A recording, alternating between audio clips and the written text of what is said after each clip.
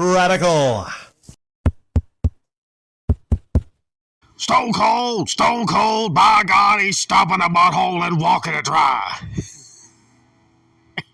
That's what I felt like when I saw Draymond Green straight stomp on the chest of one Sabonis of the Kings. Now, looking at that, if you saw that, you can look at the clip right there, right now if you want to. It is hilarious. Now, Sabonis, he acted like part of the hilarity is he oversold that like it was actually a wrestling match. He writhed in the floor. He knew what he was doing.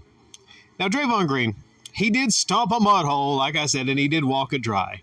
What happened was there was a bit of a pileup, and then Sabonis grabbed Draymond's ankle, grabbed his ankle, which is not cool. Not cool, man, when you're driving somebody's ankle, grabbing their ankle during a game.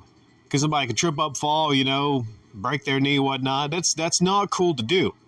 But what Sabonis was doing is he was trying to bait Draymond. Successfully, what he did. Now, there are certain players you can bait, you can get them to get technicals, you can get them to lose their cool, and Draymond is one such player. There's been several different playoff games.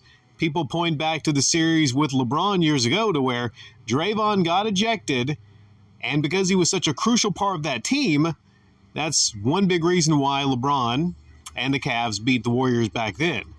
Now, in this instance, there was I think a technical or a flagrant one given to Sabonis for grabbing Draymond's leg. But he got a flagrant 2 and then a suspension for Game 3 for stomping a mud hole and walking it dry. Now, when I say stomping a mud hole, I do mean he stomped on his chest at least 2 times. And then he did this really kind of funny, launch off of his chest. Like he was flying into the air, as if he wasn't even trying to really hide it.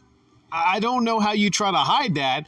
The launch was specifically to drive that foot into the sternum of Sabonis, which I'm sure didn't feel good, but Sabonis just totally sold that, even got an x-ray after the game to make sure everything was okay. I'm like, okay, I think that's going a little bit too far, but still, they got what they wanted. They got Draymond suspended for Game 3, which they thought would seal them the game, but it actually didn't.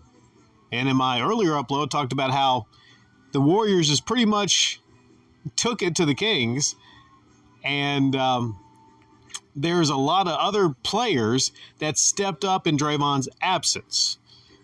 I'll get into that to finish this out, but looking at that play from a variety of angles, Draymond defended it by saying, well, he grabbed his ankle and he needed some place to set his foot. He didn't have any footing. He was going to fall over, and he just happened to need some place to set his foot. Well, they're setting your foot somewhere, and then they're stomping a fucking mud hole in somebody's chest, and then just jumping off of their chest. There's a difference, Draymond. There's a difference. Now, some people are saying that it's the playoffs. They should just let them play. We shouldn't be suspending these players. I say, if you have a history that, like Draymond does, one time he literally, I think it was Steven Adams, he kicked him in the nuts, for fuck's sake. If you're Draymond Green, if you are a dirty-ass player, then you deserve to get suspended if you're pulling this shit. You should know better. You should know better. Draymond's a great defensive player. He doesn't need to be doing all this little Mickey Mouse shit. The stuff that he does on the court actually hurts his own team in instances like this. Also, it hurt his team, I think, last year when he straight up punched Jordan Poole. That could be a lot of the reason his team has actually had a tough season. Again, not saying that Draymond's not a great player, but on this particular team, if you're looking at Game 3, if you're looking at the plus minuses of this series so far, a lot of it could be attributed to the fact, like I said, that the Warriors were at home, and they're a great home team. But it's hard not to notice that the team seems to run a little faster without Draymond. It seems to, well, at least on the three-point percentage, they jump up about, I think, 10 percentage points when Draymond's not on the court. So you got to look at is if you can get that same defensive intensity might be tough to get it without Draymond on the court, and he's important to that team in a lot of different ways.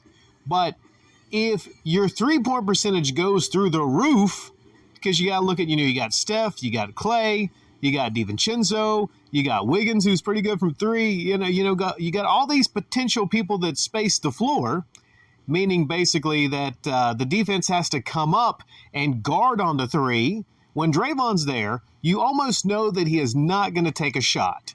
So whoever his defender is can actually come back into the paint, and then, one thing is that I noticed just from watching that game that there was a lot of easy dunks and a lot of easy buckets that were set up mostly by Steph or, other players, because they were able to space that floor and because people weren't able to pack and load the paint because Draymond was, again, not on the court. Now, I think he will be back for Game 4. And they better damn well win Game 4 because it's a bad look if the only game in the series they won is the one where Draymond is not there.